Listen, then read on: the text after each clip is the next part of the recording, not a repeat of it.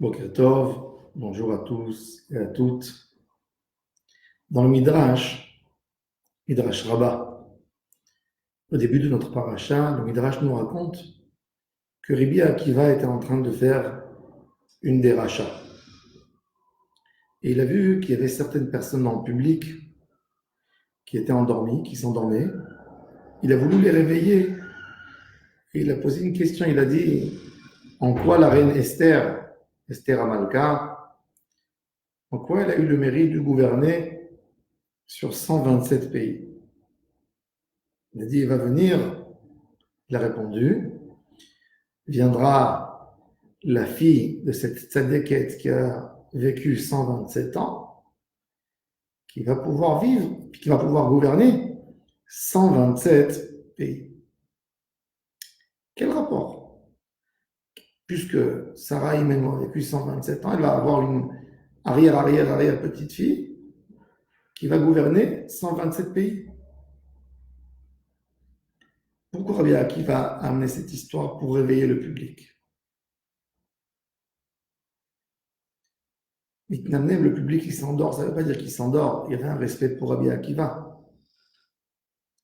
Rabbi Tzadok HaKohen de Lublin, dans Pri Tzadik, explique que le public qui s'endort, c'est-à-dire un juif que sa neshama est endormi. Il dit, pourquoi j'ai besoin d'approfondir dans la Torah? De toute façon, je ne serai jamais Moshe Rabbeinu, je ne serai jamais Avraham Avinu, je ne serai jamais un tzaddik aux dimensions des patriarches. Je reste simple comme j'y suis. Et Akadosh Baruch Hu nous dit, non, dans Tanya de Eliyahu, chapitre 25, on dit, Chayav Adam Lomar, tout homme est obligé de dire, Matai Yagiu Maasai le Maasai Avotai Abraham, Yitzhak et Yaakov. Chacun de Ham Israël est obligé de demander, de se réclamer, quand mes actions arriveront au niveau de Abraham, Yitzhak et Yaakov. Et chacun, dans chaque génération, il peut être l'Avraham Avinu de la génération.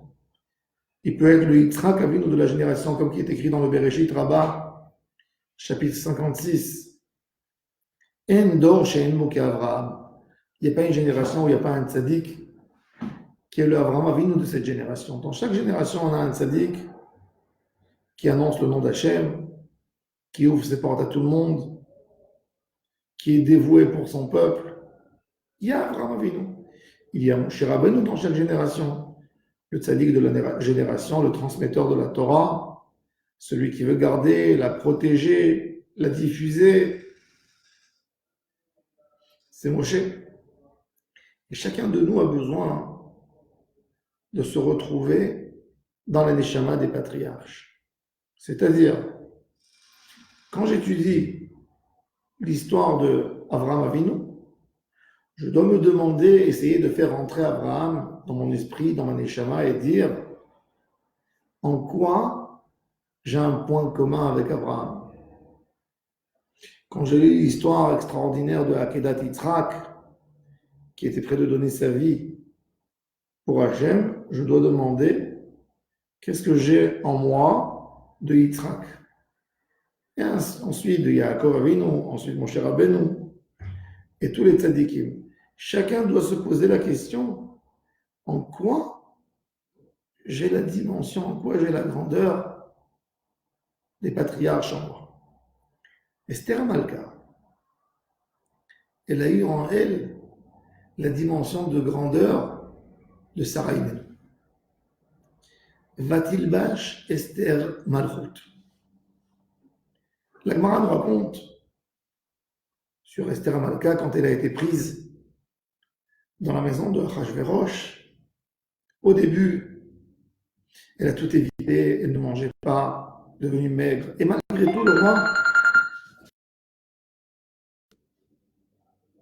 tout, le roi l'a choisie comme la reine. Mais elle a essayé de tout éviter, de s'éloigner de Achashverosh. À un moment, Achashverosh l'écarte du pouvoir il essaye, il veut chercher une autre reine. Et il se détache de Esther. Dans ces moments-là, il se rapproche de Haman et essaye de faire un mauvais décret contre les Juifs. Esther tombe dans une détresse pas possible. Et ensuite, il y a Mordechai, l'oncle de Esther, celui qu'il a adopté, qu'il a fait grandir chez lui, qui lui demande d'aller chez le roi, de dévoiler qu'il est juif, et de demander au roi de sauver le peuple juif. Et Esther, elle a toutes ces questions qui viennent. Mais comment je ferais ça? C'est pas possible. Est-ce que tu ne sais pas que le roi Achashverosh, il est paranoïaque, il a très peur qu'on le tue, et il a donné un ordre que tout celui qui rentre dans sa chambre, sans permission, sans rendez-vous, avant de parler, on le tue. Comment tu veux que je rentre, moi, et je risque ma vie? Et Mordechai essaye de la convaincre. Et bon, après, elle dit, je n'ai pour moi la communauté juive de Shushan 3 jours et 3 nuits, et je vais essayer de rentrer chez le roi. Et même si je meurs, je meurs. Ensuite, 3e jour, Vatilbash Esther Malchut. Les 3 premiers jours, Esther avait peur. Elle n'était pas sûre d'elle-même. Elle n'était pas sûre qu'elle était là, à la hauteur, au niveau de pouvoir sauver le peuple d'Israël. D'avoir une si grande puissance que par sa parole à elle, on va annuler un décret pas possible contre le peuple juif. Le 3e jour, elle a eu la Neshama de Sarah, la fondatrice de la nation, qui est rentrée en elle, de la même manière que Sarah a créé le Ham Israël en amenant dans le monde Yitzhak. Esther a pensé comme si c'est elle la matriarche de Ham Israël. Qu'est-ce que je fais pour Ham Israël? Et elle s'est dit, j'ai ma place, j'ai ma force. Je suis la femme d'un homme qui gouverne 127 pays. J'ai une force en moi. Vatilbash Esther, elle a pris toute sa capacité de royauté et elle a donné pour Ham Israël. Elle s'est imprégnée de Sarah Imenu. Elle a pris les idées de Sarah Imenu, la fondatrice du peuple juif. Elle a dit, moi aussi, je serai de nouveau, moi, je donnerai une renaissance au peuple d'Israël. Et c'est pour ça que la seule femme qui attrape tellement de place dans la vie du peuple juif, c'est Esther. Esther, c'est pas tout simplement une reine qui était là pour nous.